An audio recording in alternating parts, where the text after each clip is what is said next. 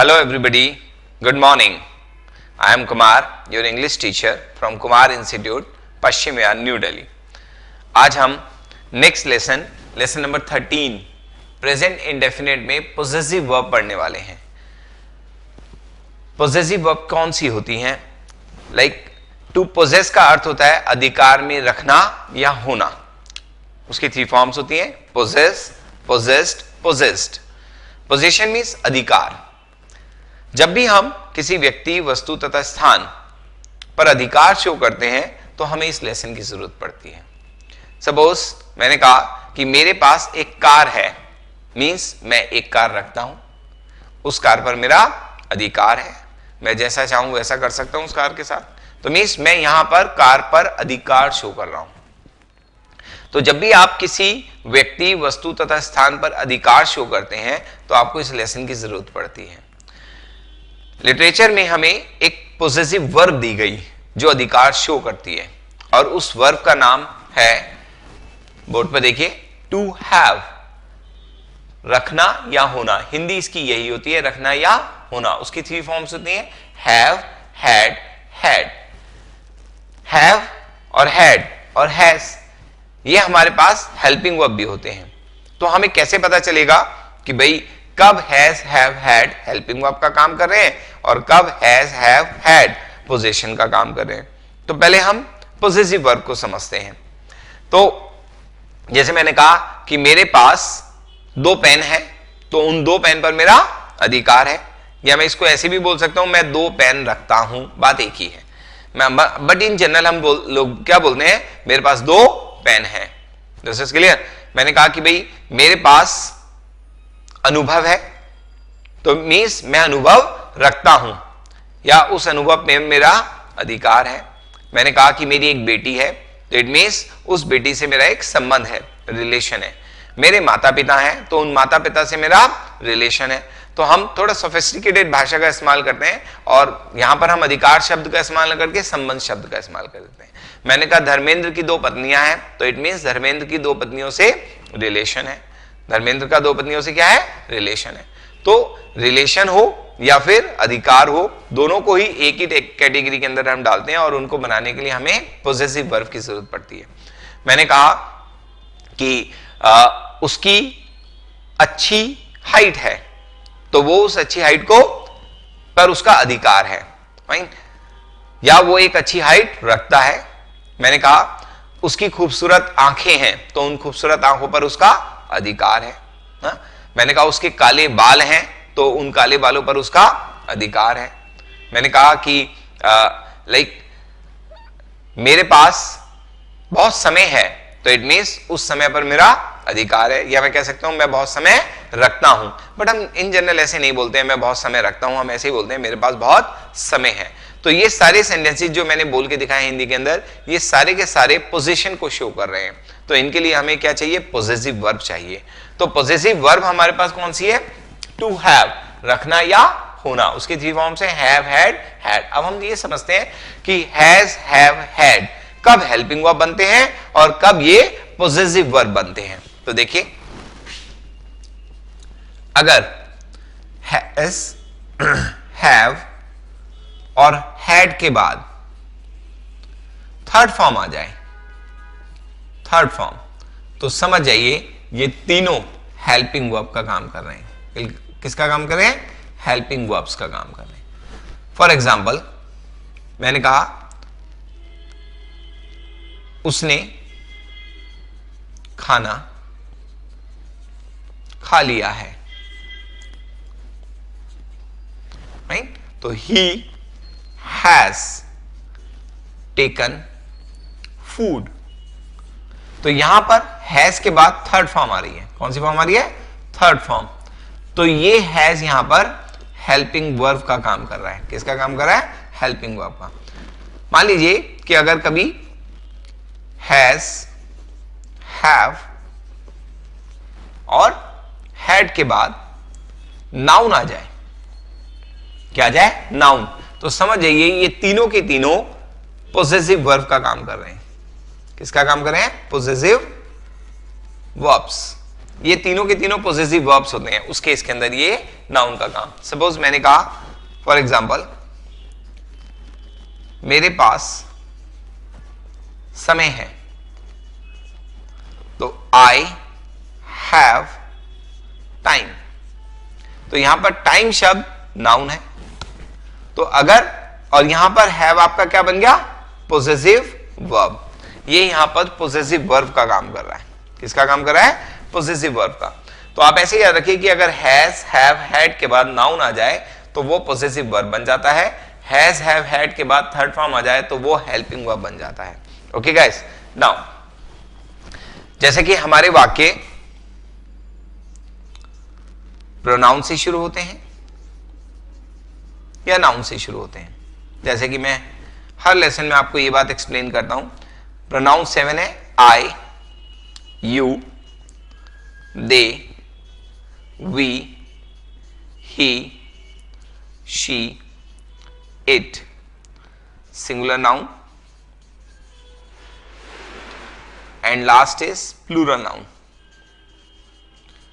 तो आपको पता होना चाहिए कि आई के साथ हम हैव का इस्तेमाल करते हैं, यू के साथ हैव, दे के साथ भी हैव, वी के साथ भी हैव, बट ही के साथ हैज, शी के साथ हैज, इट के साथ हैज, सिंगुलर नाउन के साथ हैज और प्लूरल नाउन के साथ have.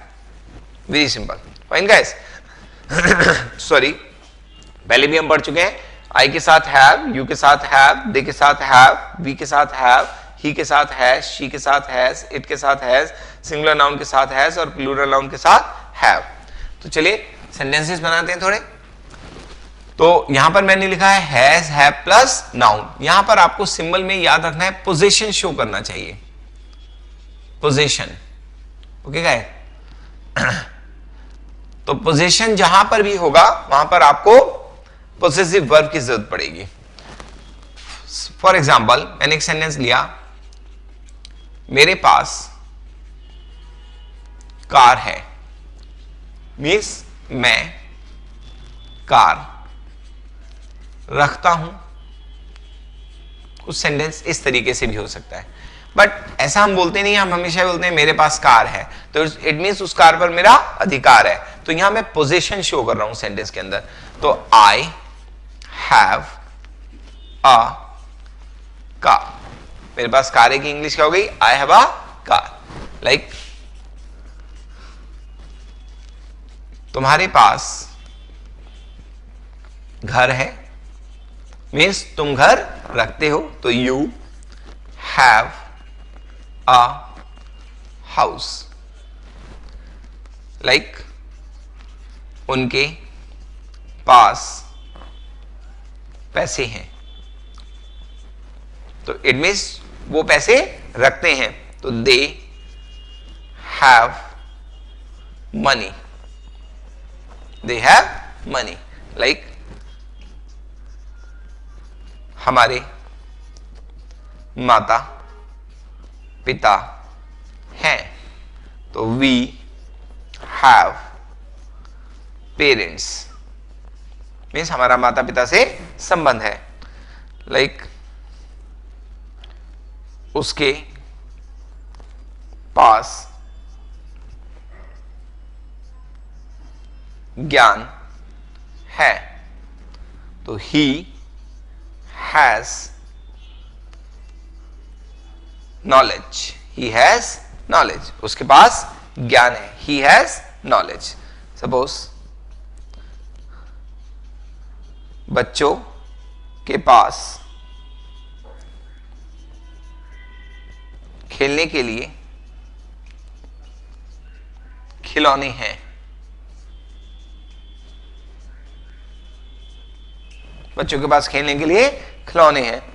The children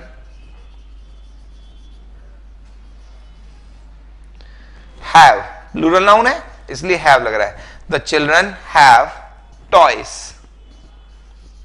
to play, the children have toys to play, बच्चों के पास खेलने के लिए खिलौने हैं। लाइक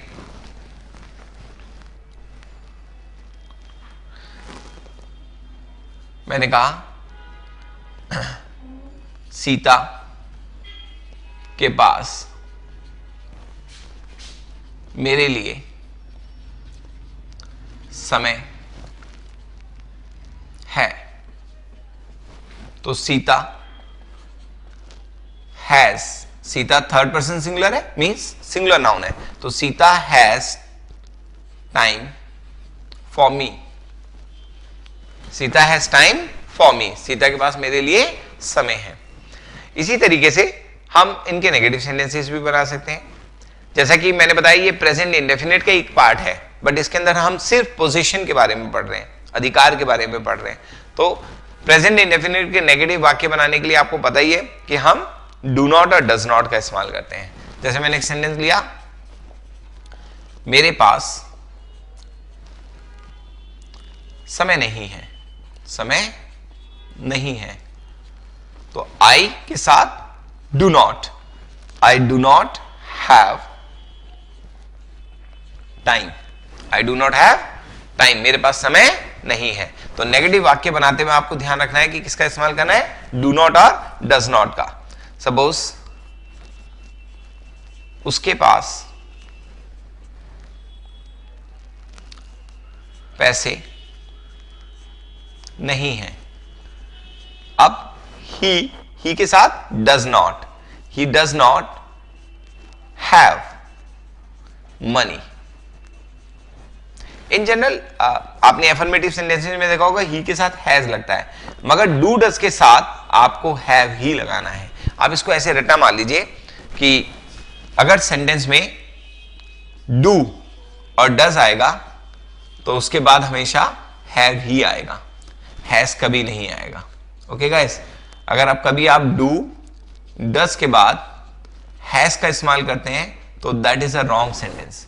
तो हमेशा डू डज के बाद क्या आता है, हैव आता है। इस बात को ऐसे याद कर लीजिए कि डू डज के बाद हमेशा हैव आता है, क्योंकि डू डज के बाद हमें वर्ब की फर्स्ट फॉर्म चाहिए, और जो हैज होता है वो वर्ब की फर्स्ट फॉर्म प्लस एस और ईएस मिलकर के बन रहा होता है पोजीशन के अंदर। This is clear. जैसे हम बोलते हैं ही गोज, तो ही हैज, ओके, तो ही गोज और ही हैज, तो हैज का मतलब क्या हो गया कि वहां पर गोज में वर्ब की फर्स्ट फॉर्म प्लस एस और ईएस मिल रहा है, तब जाकर के वो गोज बन रहा है। यहां पर हैव प्लस एस और ईएस मिलकर के क्या बन जाता है, हैज बन जाता है। मगर जब वो नेगेटिव होता है तो ही डज नॉट गो होता है।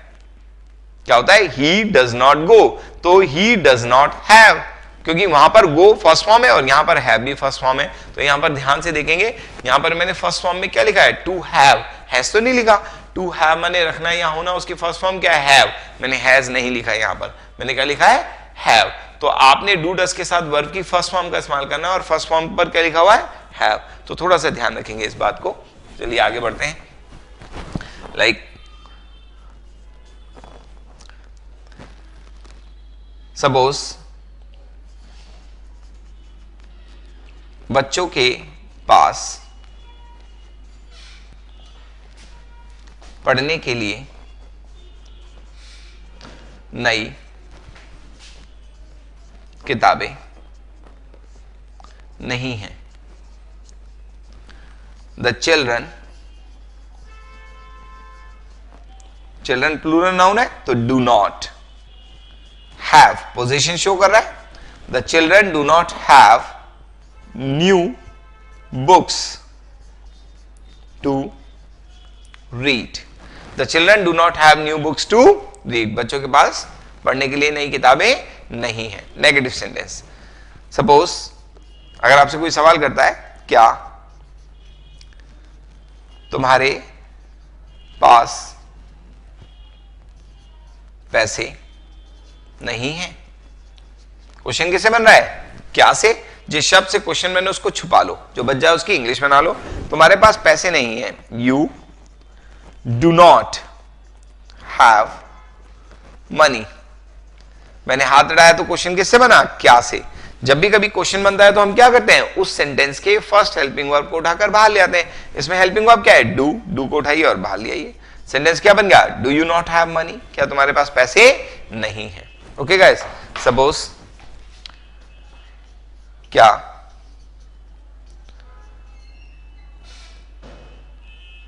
उसके बाल सफेद नहीं है। क्वेश्चन कैसे बन रहा है? क्या से छुपा लेते हैं। उसके बाल सफेद नहीं है। He does not have grey hair. मैंने हाथ उठाया तो क्वेश्चन किससे बना? क्या से। जब भी कभी क्वेश्चन बनता है तो हम क्या करते हैं? उस सेंटेंस के फर्स्ट हेल्पिंग वर्ब को उठाकर बाहर ले आते हैं। सेंटेंस क्या बन गया? Does he not have grey hair. यहां पर ही को आप स्मॉल लेटर में बदल देंगे तो does he not have grey hair, क्या उसके सफेद बाल नहीं है। सपोज क्या उसके बच्चे नहीं हैं। क्वेश्चन किससे बन रहा है? क्या से छुपा लो। बच क्या गया? उसके बच्चे नहीं हैं। तो ही डज नॉट हैव चिल्ड्रन। मैंने हाथ उठाया तो क्वेश्चन किससे बना? क्या से। जब भी कभी क्वेश्चन बनता है तो हम क्या करते हैं? उस सेंटेंस के फर्स्ट हेल्पिंग वर्ब को उठाकर बाहर ले आते हैं। फर्स्ट हेल्पिंग वर्ब क्या है? डज। तो हमारा सेंटेंस बन गया does he not have children. तो आप ही को स्मॉल लेटर में लिखेंगे does he not have children, क्या उसके बच्चे नहीं हैं। ओके गाइस, सपोज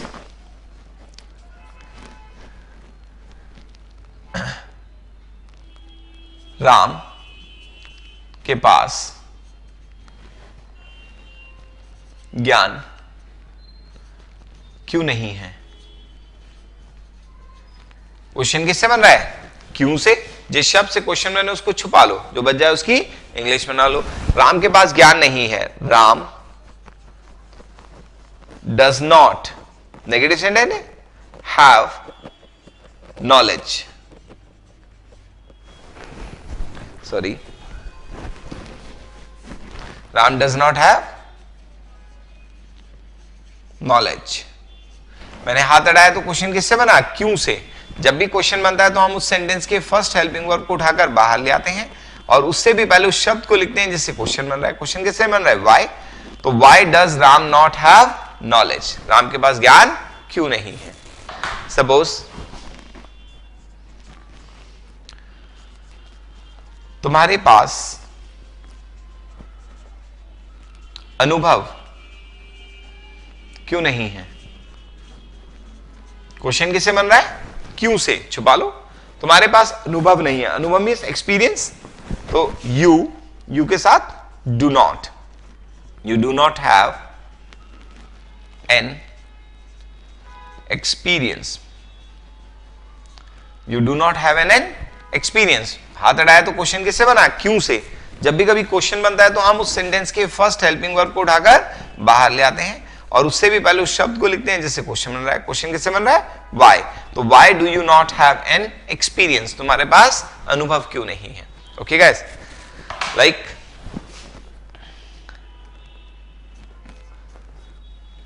तुम्हारे पास क्या नहीं है। क्वेश्चन किससे बन रहा है? क्या से छुपा लो। तुम्हारे पास नहीं है। You do not have. मैंने हाथ अड़ाया तो क्वेश्चन किससे बना? क्या से। जब भी कभी क्वेश्चन बनता है तो हम उस सेंटेंस के फर्स्ट हेल्पिंग वर्ब को उठाकर बाहर ले आते हैं और उससे भी पहले उस शब्द को लिखते हैं जिससे क्वेश्चन बन रहा है। क्वेश्चन किससे बन रहा है? क्या। क्या की इंग्लिश? व्हाट। तो what do you not have, तुम्हारे पास क्या नहीं है। ओके, आप कहते हैं मेरे पास नौकरी नहीं है।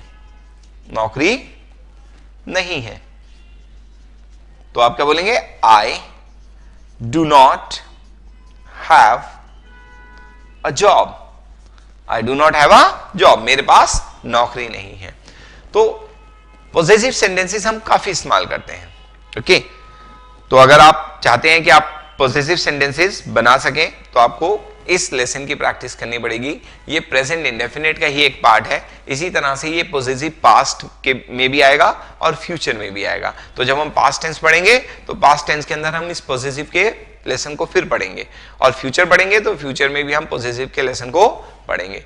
तो गाइस, अगर आप चाहते हैं कि आपके सेंटेंसेस जिनके अंदर पोजीशन होता है उनको अगर आप अच्छे से बनाना सीखना चाहते हैं तो इस लेसन को एक बार दोबारा से पढ़िए, समझिए और इस तरह के वाक्यों को सोच करके उनकी इंग्लिश बनाइए।